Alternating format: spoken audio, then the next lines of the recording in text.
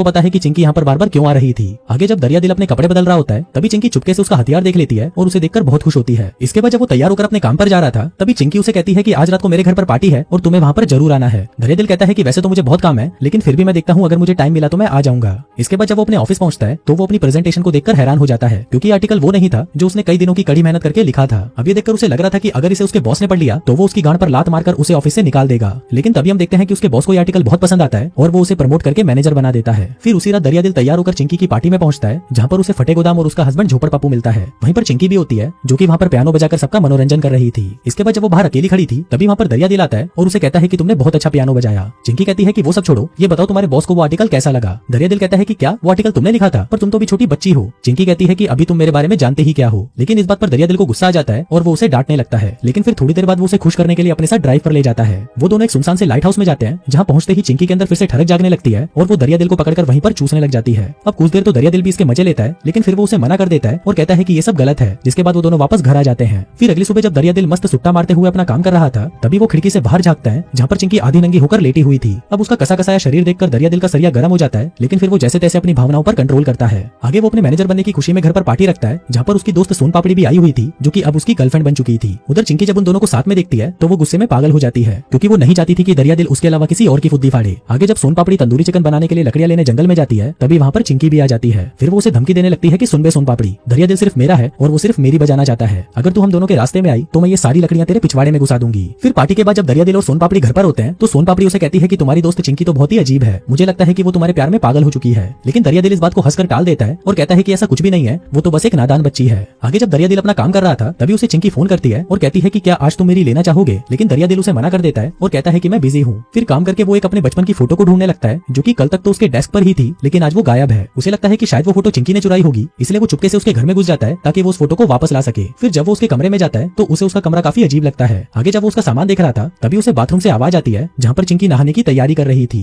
तभी उसे देखकर दरिया दिल उसकी कबड़ में छुप जाता है। लेकिन तभी चिंकी भी अपनी चड्डी बनियान लेने वहाँ पर आ जाती है। अब वहाँ पर आते ही चिंकी को एहसास हो जाता है कि दरिया दिल यहीं पर है, इसलिए वो जानबूझकर उसके सामने अपने सारे कपड़े उतार देती है और उसे अपने छोटे नींबू और गुलाबी गुफा दिखाने लगती है। अब इतना शानदार नजारा देखकर दरिया दिल का सरिया फिर से गर्म हो जाता है लेकिन वो फिर से जैसे तैसे करके खुद को कंट्रोल करता है। इसके बाद जब वो वहाँ से वापस जा रहा था तभी उसे वहाँ पर चिंकी का बाप झोपड़ पप्पू मिलता है जो कि शॉपिंग करके घर वापस आया था। अब उसे वहाँ पर देखकर दरिया दिल की फट जाती है और तभी झोपड़ पप्पू से कहता है कि तुम यहाँ पर क्या कर रहे हो। जिस पर दरिया दिल कहता है कि मैं तो बस चिंकी को उसकी बुक वापस करने आया था। अब वो वहाँ से जाने ही लगता है कि तभी झोपड़ पप्पू उसके हाथ में सामान दे देता है और उसे अपने साथ ऊपर बेसमेंट में आने को कहता है। इसके बाद जब वो दोनों ऊपर पहुंचते हैं तभी झोपड़ पप्पू उसे एक बड़ा सा खिलौना दिखाता है जिसको वो चिंकी के लिए तैयार कर रहा था। आगे जब वो दोनों बातें कर रहे होते हैं तभी वहाँ पर चिंकी आ जाती है। अब चिंकी को देखकर उसका बाप उससे पूछता है कि तुमने दरिया दिल को कौन सी बुक दी थी। अब ये सुनकर दरिया दिल की फिर से फट जाती है लेकिन तभी चिंकी कहती है कि हाँ, मैंने तो उसे मियाँ की मजदूरियों वाली कहानी की बुक दी थी। अब ये सुनकर दरिया दिल को थोड़ा सुकून मिलता है और वो वहाँ से चला जाता है। फिर थोड़ी देर बाद वो चिंकी के पास वापस आता है और उसे उसके बाप के सामने बचाने के लिए थैंक यू बोलता है। लेकिन तभी चिंकी उसे कहती है कि तुम्हें थैंक यू बोलने की कोई जरूरत नहीं है, मुझे पता है कि तुम मेरी लेना चाहते हो, अब जल्दी बताओ कब लोगे मेरी। लेकिन ये सुनकर दरिया दिल उस पर भड़क जाता है और उसे कहता है कि देखो अभी मैं सब कुछ क्लियर कर देता हूँ, तुम मेरे लिए बहुत छोटी हो और हम दोनों के बीच में कभी भी कुछ नहीं हो सकता। अभी सुनकर चिंकी को बहुत ज्यादा गुस्सा तो आता है लेकिन वो उस समय उसे कुछ नहीं कहती। आगे जब दरिया दिल अपनी बंदी सोन पापड़ी को अपनी नई कार दिखाने लाता है तो कार की हालत देखकर वो दोनों हैरान रह जाते हैं क्योंकि किसी ने उसके ऊपर लिख दिया था कि मुंह में ले ले। अब ये देखकर दरिया दिल समझ जाता है कि ये काम उसी छिनाल चिंकी का है, इसलिए वो उसकी शिकायत करने के लिए उसके माँ बाप के पास पहुंच जाता है। लेकिन जब उसका बाप उसे पूछता है कि क्या तुमने दरिया दिल की गाड़ी खराब करी है तो चिंकी उसे साफ मना कर देती है। पर दरिया दिल को पक्का विश्वास था कि ये काम चिंकी का ही है। आगे जब वो अपनी कार को ठीक कर रहा था तभी उसके पास चिंकी की बेस्ट फ्रेंड शालू सीक्रेट आती है जो उसे कहती है कि मैं तुम्हें कुछ बताना चाहती हूँ लेकिन यहाँ पर नहीं, शाम को 7 बजे मुझे काली पहाड़ी के पीछे मिलना, जो बोलकर वो वहाँ से चली जाती है। इसके बाद हम चिंकी और शालू सीक्रेट को देखते हैं जो कि अपने फार्म हाउस पर हॉर्स राइडिंग कर रहे थे। लेकिन इसी दौरान हम देखते हैं कि शालू सीक्रेट जिस घोड़े पर बैठी थी उसकी बेल्ट अचानक टूट जाती है और वो सीधा आकर नीचे गिरती है जिससे उसका एक हाथ टूट जाता है। अब ये देखकर हम समझ जाते हैं कि ये काम किसी और का नहीं बल्कि चिंकी का ही था। फिर उसी शाम जब दरिया दिल काली पहाड़ी पर शालू सीक्रेट का वेट कर रहा था तभी वहाँ पर चिंकी आ जाती है और उससे पूछती है कि तुम यहाँ पर किसका इंतजार कर रहे हो। दरिया दिल कहता है कि किसी का नहीं। चिंकी कहती है कि तुम्हें एक बार हॉस्पिटल जाकर देखना चाहिए, जिसका तुम इंतजार कर रहे हो वो वहीं पर है, जो कहकर वो वहाँ से चली जाती है। फिर अगली सुबह दरिया दिल के ऑफिस में एक मीटिंग होती है जहाँ पर उसे अपनी एक प्रेजेंटेशन सबमिट करनी थी जिस पर वो पिछले 3 हफ्तों से काम कर रहा था। लेकिन जैसे ही वो अपनी पेन ड्राइव को कंप्यूटर पर लगाता है तो वो देखता है कि उसमें तो कोई फाइल नहीं होती। अब ये देखकर उसके दिमाग का भूसा हो जाता है क्योंकि उसने जो 3 हफ्ते मेहनत करके जिस काम को किया था वो सारा काम उसकी ड्राइव में से गायब हो चुका था। अब ये देखकर वो सोन पापड़ी को फोन लगाता है और उसे कहता है कि ये सब चिंकी नहीं किया है, उसने मेरा सारा काम मेरी ड्राइव के साथ साथ मेरे कंप्यूटर से भी डिलीट कर दिया है। तभी बातों के दौरान उसकी नजर एक बेसमेंट पर पड़ती है जो कि उसी के घर के नीचे बना हुआ था। फिर जब वो उस बेसमेंट में जाकर चेक करता है तो उसे पता चलता है कि चिंकी तो एक नंबर की साइको है और वो उसका सारा सामान इकट्ठा कर उस पर काला जादू कर रही थी ताकि वो दरिया दिल को अपना बना सके। अब ये देखकर दरिया दिल का दिमाग खराब हो जाता है, जिसके बाद सबसे पहले तो वो उस बेसमेंट को बंद कर देता है और दिन रात एक करके वापस अपना सारा काम पूरा करने लगता है। इसी दौरान चिंकी भी उसे कई बार कॉल करती है लेकिन वो उसके फोन का कोई जवाब नहीं देता। इसके अलावा वो अपने घर के लॉक्स को भी चेंज करवा देता है ताकि चिंकी पीछे से उसके घर में घुस ना पाए। अब अपना सारा काम कंप्लीट करके वो एक दूसरे घर की तलाश में निकल जाता है क्योंकि अब वो यहाँ पर पूरी तरह से पागल हो चुका था। फिर वो एक बुढ़िया से मिलता है और उसके घर को पसंद भी कर लेता है, जिसमें वो अगले ही हफ्ते शिफ्ट होने वाला था। इसके बाद जब वो वापस अपने घर पर आता है तो उसे वहाँ पर सोन पापड़ी मिलती है, जो उसके लिए दारू लेकर आई थी। अब ये दोनों दारू पीते हैं और चिल करने लगते हैं, लेकिन इसी दौरान इन दोनों के अंदर ही ठड़क जाग जाती है, तो ये दोनों वहीं पर ही दबा दबा कर मजदूरी करना शुरू कर देते हैं। उधर दूसरी तरफ हम चिंकी को देखते हैं, जो कि दरिया दिल की यादों में पूरी तरह से पागल हो चुकी थी। फिर अगली सुबह जब सोन पापड़ी वापस अपने घर पर आती है, तभी वहाँ पर चुपके से चिंकी भी आ जाती है और बाहर से उसके घर के गेट को बंद कर देती है। जिसके बाद वो एक मधुमक्खियों का छत्ता लेती है और उसे उसके घर के अंदर छोड़ देती है। तभी वो मधुमक्खियां सीधा जाकर सोन पापड़ी पर हमला कर देती है। सोन पापड़ी भी वहाँ से बाहर निकलने की बहुत कोशिश करती है, पर वो निकल नहीं पाती।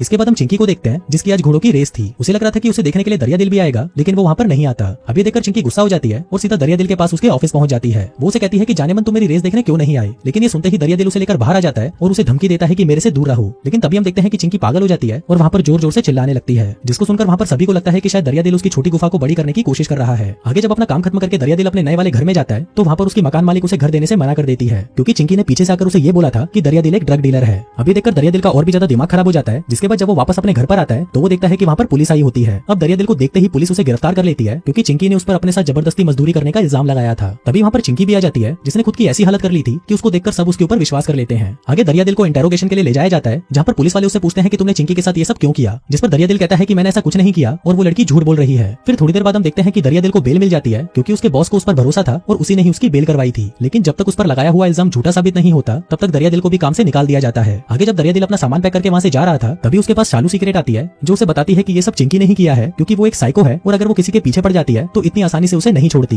लेकिन दरिया दिल उसे कहता है कि अब इससे कोई फर्क नहीं पड़ता और मैं इस शहर को छोड़कर जा रहा हूँ। जिसके बाद वो शालू सिगरेट को भी वहाँ से भगा देता है। लेकिन थोड़ी देर बाद उसे शालू सिगरेट के चिल्लाने की आवाज आती है, जो कि चिंकी के घर से आ रही थी। वो भागते हुए चिंकी के घर पर जाता है, जहाँ पर वो उसके कमरे को देखता है कि चिंकी फिर से दरिया दिल के ऊपर अपना काला जादू कर रही है। अभी देखकर दरिया दिल शॉक्ड हो जाता है, पर तभी वहाँ पर चिंकी आती है और उसे कहती है कि मैं आखिरी बार पूछ रही हूँ, लेना चाहोगे मेरी। लेकिन दरिया दिल उसे मना कर देता है। अभी सुनते ही चिंकी पागल हो जाती है और एक डंडे से उस पर हमला करने लगती है। दरिया दिल भी जैसे तैसे बचते बचाते ऊपर वाले स्टोर रूम में पहुंचता है और वो वहाँ पर उसी खिलौने को देखता है जिस पर चिंकी ने शालू सिगरेट को बांध रखा था। दरिया दिल उसे छुड़ाने की कोशिश करता है, लेकिन तभी वहाँ पर चिंकी आ जाती है और फिर से उस पर हमला करने लगती है। लेकिन दरिया दिल उससे बचते हुए उसे ही दबोच लेता है और वहीं पर उसे पेलने लगता है। लेकिन इसी दौरान वहाँ पर चिंकी का बाप भी आ जाता है और वो दरिया दिल को पकड़कर उसे मारना शुरू कर देता है। पर इसी दौरान चिंकी पीछे से अपने बाप पर हमला कर देती है और उसे मारकर वहीं पर बेहोश कर देती है। जिसके बाद वो दरिया दिल को मारने वाली थी कि तभी दरिया दिल उसके मुंह पर एक घुसंड पिलाता है और उसे वहीं पर ढेर कर देता है। अब सीन यहाँ से शिफ्ट होता है, जहाँ पर हम चिंकी को देखते हैं, जिसे एक मेंटल हॉस्पिटल भेज दिया जाता है। लेकिन वहाँ पर भी वो अपनी हरकतों से बाज नहीं आती और अपने ही डॉक्टर के प्यार में फिर से पागल हो जाती है। उधर दूसरी तरफ हम दरिया दिल को देखते हैं, जो कि सोन पापड़ी के साथ एक दूसरी जगह पर शिफ्ट हो जाता है और वो दोनों एक साथ खुशी खुशी रहने लगते हैं। और दोस्तों इसी के साथ ही ये कहानी यहीं खत्म हो जाती है।